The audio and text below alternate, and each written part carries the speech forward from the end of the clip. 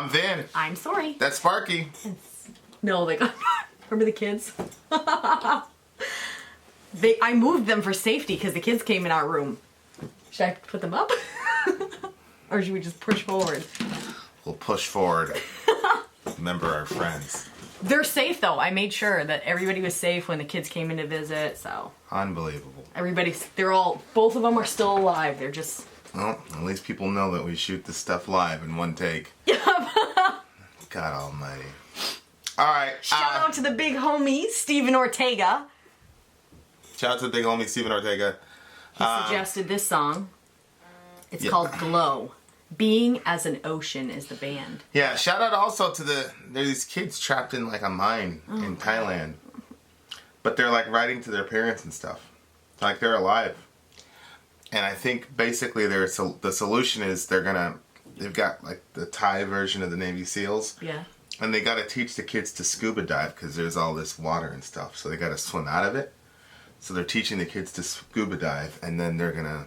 How old are the kids? Like 12 years old, like Dory's age. That's really scary, but also that's going to be a very exciting story for them to tell their Inshallah. friends and family. Well, there's like a storm coming and stuff. So oh my word! There's a lot of pressure to get the kids out, but scuba diving is actually pretty dangerous. Is it? Yeah. Like you make one mistake, you could die pretty quickly. Well, I'm surprised they can't like send a rope and then the kids just. Well, I mean, it's like a mile out. You know what I mean? Yeah, but send somebody in with a rope that's waiting as soon as they get out. You know how they have those things? I mean, remember on Born Identity? He had that thing. He went into the water and then he held onto that thing and it had a little propeller and it pulled him. Yeah, but they still have to breathe underwater for a mile. Yeah, the oxygen tanks. Right, what I'm saying is it's not that simple. Like you just think, oh, breathe into this thing and blah, blah, blah. Like scuba is... There's a certain way to breathe? Yeah, there's a certain way to breathe. There's... Are you serious? Buttons you got. Yeah, it's real... It's a very complicated thing. People die all the time with scuba. Yeah. Anyway, that's to brighten up your day. Okay. Well, so what is this now? Tell me as soon as they're out, please. Yeah, I was just throwing it out there for praying people to pray. Yep. Or what do people say? They say sending good vibes? Yeah, I'm sending good vibes. Yeah, I think God counts that as... Alright, take it. You would think that. Yeah, it's very low bar. Okay, well, guys, send your vibes. Alright, so this is what now? Glow. Being as an Ocean. Alright, let's do it. Wait. We've never heard this band before, huh? No. Well, it should be interesting.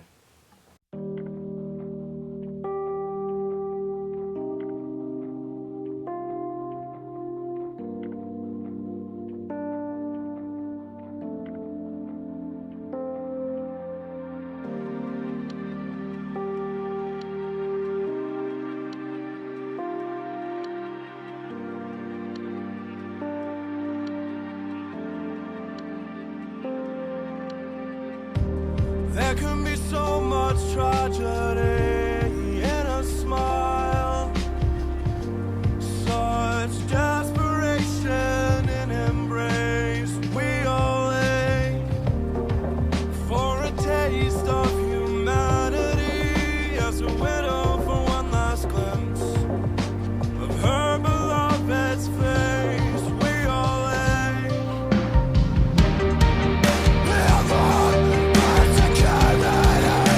Sanctuary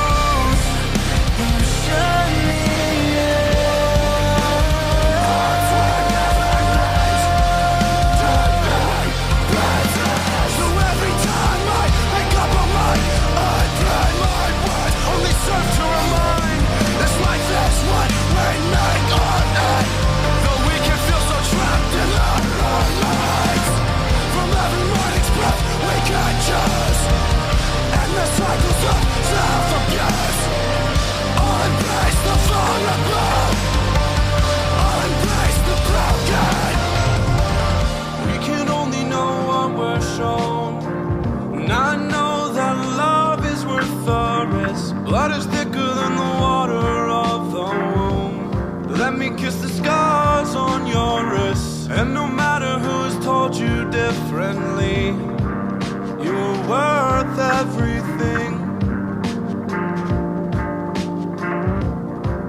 You are worth everything.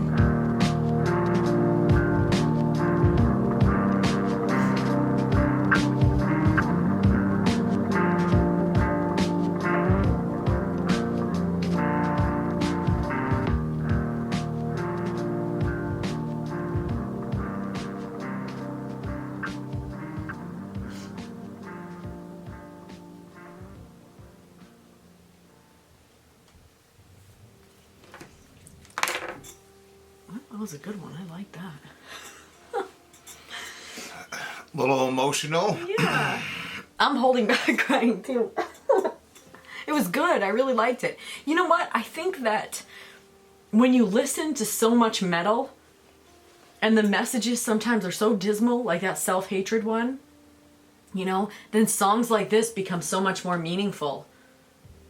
Mm-hmm. You know, because there's some positive message in there, and again, this is the male desperate vocals. I love those. I'm making my own genre. I'm gonna call them desperate vocals. I love desperate vocals, and I like it when they yeah, I really liked it, and I thought it was good.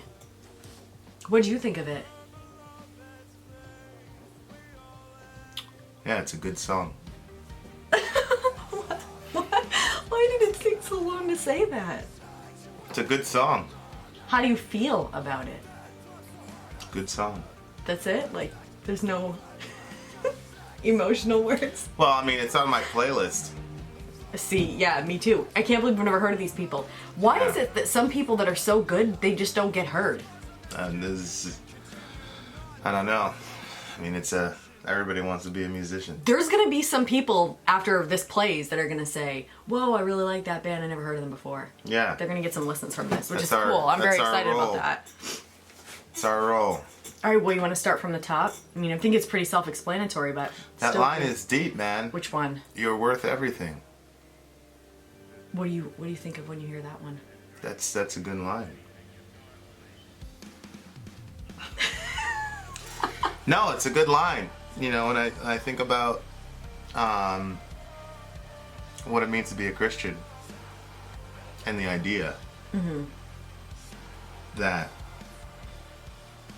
you know, you have the Father, Son, and Holy Spirit from all eternity. So when it says God so loved the world that he gave his only Son, like that's everything. That was everything. You know, because Jesus is a creator. Yeah. So the Father gave us everything when he gave up the Son. When he says you're worth everything, that's it's a deep line. Yeah, this song was like there's other songs where for me it's like I could see, like, if I was like looking, I could see like the strands of, you know, biblical themes or God theme in it or something. But this one, it was impossible to separate the good, the positiveness from it. I don't know how to explain what I'm trying to say. Yeah. It was real too. There can be so much tragedy in a smile, such desperation and embrace. We all ache for a taste of humanity as the widow for one last glimpse of her beloved's face. We all ache. But this is what we were talking about yesterday, I think, where we said, like, everybody is experiencing pain. Everybody's going through stuff, you know? Like, we all long for security, sanctuary, belonging. And to me, like, oh, I'm crying in somebody's shirt that I'm gonna send them. I can't do that. Like, when I think about the difficult times that I've gone through, whatever, in my life, and I think about the places that I've gone to for security, and like none of them have compared to the security that I feel when I'm praying. And I don't always have those experiences with God where they're unbelievable, but when they're unbelievable, like, nothing can compare. Yeah. And like, you have the best friggin' hugs in the whole world. Like, you're just, the way that you're built, there's such a security in your arms, and like, it's very nice. But even that, like, is like so small compared to like the greatness of those moments where just being with God, and like you're good. Like you realize in those moments, like I'm good. Like, you know that verse that says like, if he's for me, who can be against me? You know what I mean? Like, wow, like when you actually know those moments. And I'm not saying that those moments last forever for me, because they don't. But there are times, and I've had lots of times over the course of my whole life that have been like with that assured knowing, I guess, if assured is even a word. But so when he said that we long for security, sanctuary, belonging, I don't know, that was, I was like, yeah, we do. And even I've been a Christian my whole life, and I still long for that, but I only find it when I'm with God. Like, and it doesn't have to be like this, I'm in a prayer session. It's just, I guess, when my heart is looking toward God and kind of like going after God because I think that we're always trying to find something to ease our suffering, you know? And when my heart is intentionally looking to God to ease that suffering, it's different than, you know, when I'm, you know, trying to make you heal it. Yeah, I always, you know, it's fun to, you know, do the intellectual joust with my atheist friends or whatever, but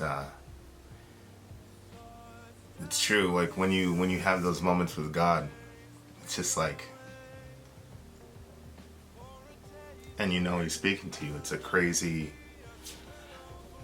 feeling that's indescribable, and that's you wouldn't trade for anything. Right. No. And no. it's also like when He finally, you know, comes to be with you and visit you, it makes all the shit that you go through worth it.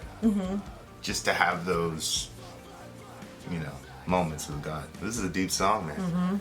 Good Lord. What then prompts the heart of stone, often the object of overlooked affections, to slash and burn before the harvest reaps what was sown?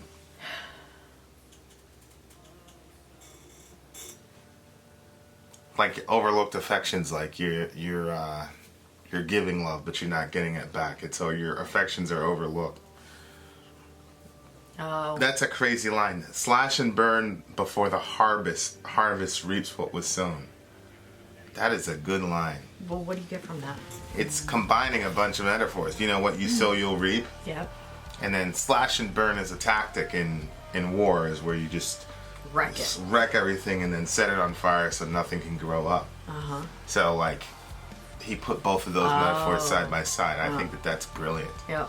It's a brilliant line. To look half themselves in the eyes. Like, you ever heard, like, I'm half the man I used to be, or... Yeah. Like you're diminishing. Because it says... Oh, I thought it was not really looking at yourself. That's also true. Yeah. To look half themselves in the eyes, like, trying to... But I think that, again, I feel like, you know, like, to look in the mirror and face yourself for who you are, in all honesty. We've got all these notifications coming in, and it's disrupting our session here. You know, like when you're young and you haven't done like a whole lot of shit to people or to yourself, and like you can look yourself, I think, more honestly, fully in the face. But then as you age and as time progresses, especially if you're a prideful person and you know, like me, like I have this intention where I don't want to hurt anybody and blah blah blah, but then I inevitably, because I'm sinful, I do. And so then when I look back, I don't really want to look at it, so I'm kind of like half looking at myself. Oh, that's what it meant to me anyway. Yeah, it's good.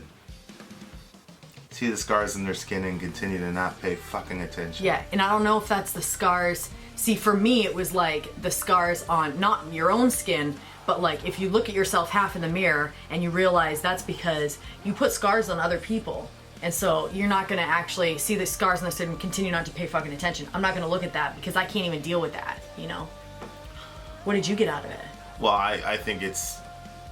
We're so obsessed with looking in the mirror and... The scars on whose skin? to see the pain in other people, I think. Yeah. Is what I'm saying. And not pay and any not pay attention. attention. Yeah. You know, because people, I've said this before. People So you're go, saying not necessarily what you inflicted on them, but just their pain. well, yeah, people, do that stuff to themselves. And people always say, oh, they're just looking for attention. And my response has always been, yes, then give them the fucking attention. Mm-hmm. Like... Yeah, you don't want them to stay like that all their lives, but, like, let's get past this phase, like, so... Well, I mean, yeah, they don't want to be that way either. You know? Yeah. So it's like, it's just this weird thing where people go, oh, you're just doing that for attention. Well, then give the person the attention. Right. Like, I feel like that's just lazy. That's just because people are lazy and they don't want to deal with even, like, the thought of trying to help another person. Maybe they don't know how to. The thing is, if somebody was drowning, like, and they were, like, splashing and yelling and screaming, and then somebody's on the dock going, oh, you're just asking for attention. They're drowning. Right. And, No, like, for real. if you don't know how to swim, fucking get somebody who knows how to swim, or throw the guy Throw a a rope. rope, Do yeah. something. Yeah, it's true. You know, like, people who say, like, oh, you're just trying to get attention. It's like, like... Even just listening to people. It's like, what's the alternative? Is the person supposed to act like they're good so that you can not feel bad? Mm-hmm. Like... Yeah. Yeah. We got... It's just a deep song, man. There's a lot of people...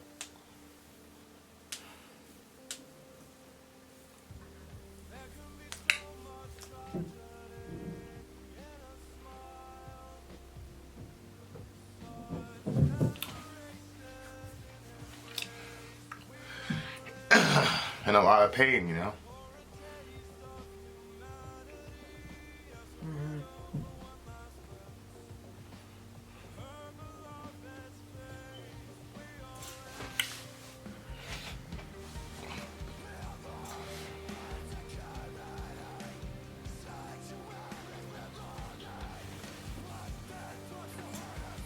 All right, let's keep going. Like street lamps, we glow so dim. Like four walls, you shut me in. This part I didn't understand. This is a dream, and in dreams you can do anything you darn please. I think that was a sample from a movie. What movie? I don't know. It sounded like one of those like black and white movies, Oh. Yeah. But like street lamps, they grow so dim. Like you have, like you're born with a certain level of light, and then you just progressively. Yeah. And like if you look at the picture of a street lamp, it's like if you look at a road, like they're all there kind of together, but they're so far apart that it looks like they're alone, Yep. So Like I thought that was a good metaphor. I thought that was a really, really good metaphor because it's like... Oh, I totally agree. I never even thought of that. Yeah, the street lamp thing. Yeah, when you look at them, Yeah. their lights just barely touch each other sometimes. Right. Right. But yeah, it can be lonely. Yeah, like four walls, you shut me in. Yeah. Well, who? Well, it could be the you, it could be the society, like, like see the See, stars I in thought their it skin. was, the lamp. It like goes all the way around. I didn't know, and it blocks out. It does. It blocks out some of the light, and the light just goes down. The light would go all around if it didn't have it. So I thought it had something to do with that, like whatever the street lamp was. Mm-hmm. Like yourself, like your yourself. Don't be misery's company. Is it? And that was really interesting. They did that thing backwards. Do you remember that when he was saying that? It was they played it backwards. It looks like it's another language. It's like four walls, you shut me in. It's just backwards.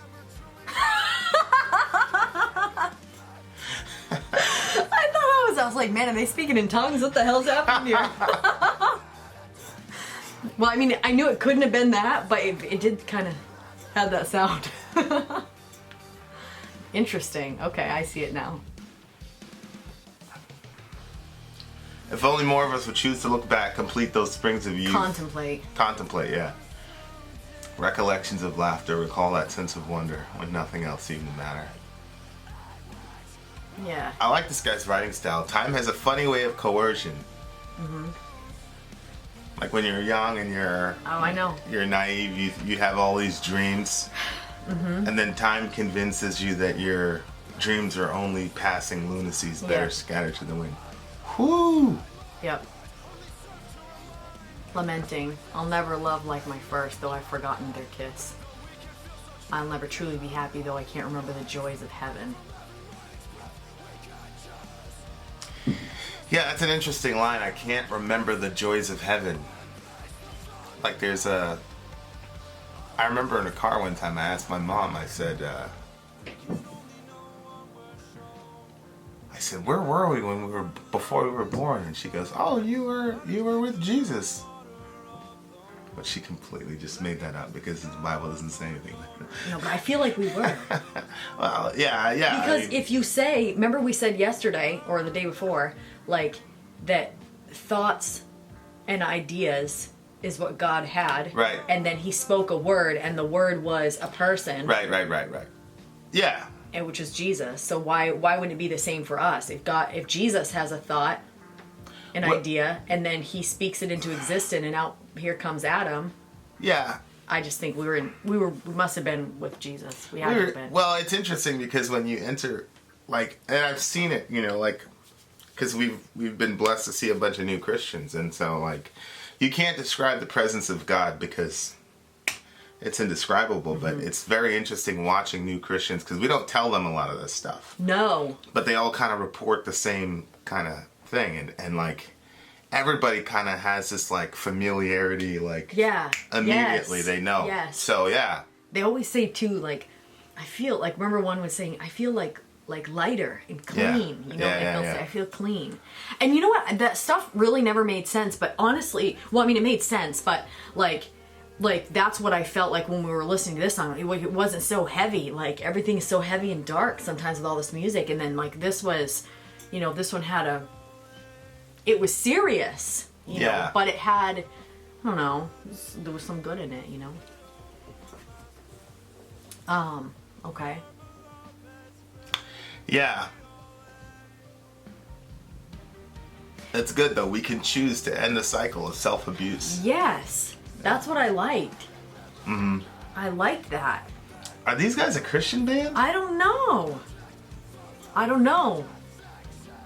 So every time I pick up a mic, I pray my words only serve to remind that this life is what we make of it. Though we can feel so trapped in our own minds, every morning's breath we can choose. End the cycle of self-abuse. I'll embrace the vulnerable. I'll embrace the broken. And I think that's not only within himself, but in the world around him. Because again, when you say if somebody's, doing something and they're having these cry out for help, like, are you going to embrace the vulnerable? Are you going to embrace the broken? But you have to embrace it in yourself too and say like, I'm going to end this cycle of violence. Like, I don't know, like this cycle of self-hatred, this cycle of self, whatever. But you know what? I think about a lot, like, like sometimes like, and I'm going back to my upbringing now. I'm gonna be real. Like when you think about, if there really is a God and if there really is a devil, if there really are demons, or there really are whatever, like, some of the thoughts that we think in our minds just don't seem like something that we would have kind of come up with. Like some of it just seems like, whoa, like where the hell did that come from? Yeah. And so when you think like if it really went like we're saying it went, and you had God, he creates Adam and Eve, and then here they are, he like loves them, and he's talking with them and he's walking with them, and then like the devil comes in and like tricks them, and then they have to get sent out of the garden, and then like forever, like it said when God talked to them, he was telling them there's going to be this battle now between the devil and you guys, like that's what's going to be happening. So then it only makes sense that these thoughts that are self-destructive would come, because you're thinking, oh, it's like I just want to destroy myself. But is it really you, or is it just that you're being influenced by something that hates God and hates you, and wants to see you destroyed by yourself, like I think that Satan would have loved to go to God and be like, Job cursed you. You know what I mean? Right. But he didn't have that opportunity. But like I feel like he must, when we're destroying ourselves and we're in these patterns where we feel like we can't get out of them, like I feel like that that the devil must be like, ha, look at that one you created. Oh, you think they're so great. But God knows our greatness, and God's not tricked by that. And God doesn't think, yeah, you're right, they're not great anymore. Look at them, like with all their sliced up arm or whatever. You know what I mean? Like God sees our greatness, and He knows our greatness because He placed it in us, and He made us only to He made us to represent Him, like who He is. And like you said the other night, it's not because of what we do, it's just who we are, what we were born with. Like, yeah. You're alive, you were born, then you have that purpose. Mm-hmm. Like, that's it. Like, yeah. Preach. Blood is thicker than the water. Yeah, what do you think about that one? That's interesting. Well, I mean, to me, it's pretty crazy because, you know, the water of the womb is. Whoa. Go ahead. What do you got? I got it, I think. Okay, so it says blood is thicker than the water of the womb. People always say blood is thicker than water, blah, blah, blah. And then a lot of times you really feel good like at mixing that. metaphors, I'll tell you. Yeah, you feel like that, you know, your family, you say that they're blood. Right. But if we all came from Adam and Eve, we all share the same blood, we all bleed the same, you know what I mean? Like, we're all brothers and sisters, like Otep was saying, you know, like, we're all brothers and sisters. Yeah. And we've got to find our tribe, you know what I mean, and stuff like that. But then you say blood is thicker than the water of the womb, meaning the blood is in all of us. And we're all like, then that's thicker than the water of the womb that you shared that water from your mother. Like, so then that's your family, like your, you know, what we call blood family is actually just the water of the womb family. Right. And the blood, which is thicker than that, is going through all of our veins. And so, you know, let me kiss the scars on your wrists. And no matter who has told you differently, you're worth everything. Because now you're seeing the value in everybody around you. And you're like, well, you know what, I'm not going to ignore those scars that I see anymore. I'm going to kiss those scars. Mm-hmm. And you're worth everything. And it's not so introspective anymore, because I think sometimes we get so focused on ourselves and our own pain, we don't see the pain of other people. You remember when we were in that group of people and that was happening?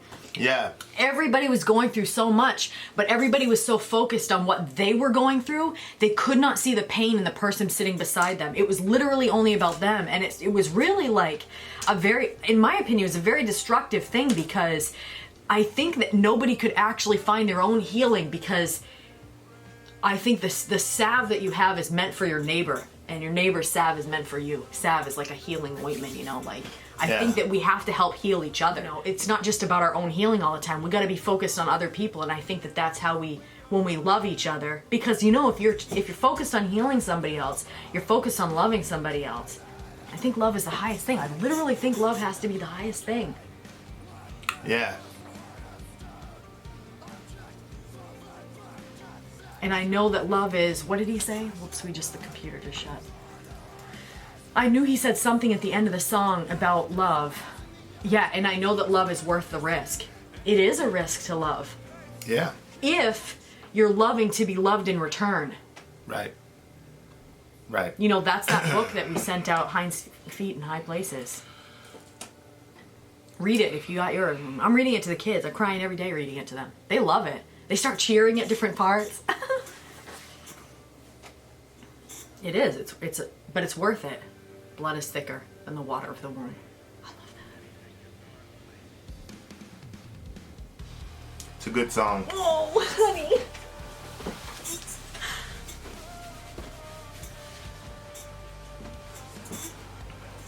So anyway, there you go. Good song. It's 10. Definitely a 10. Solomon Kane, I love you, my brother. Stay strong. All right. Out. Sorry, out.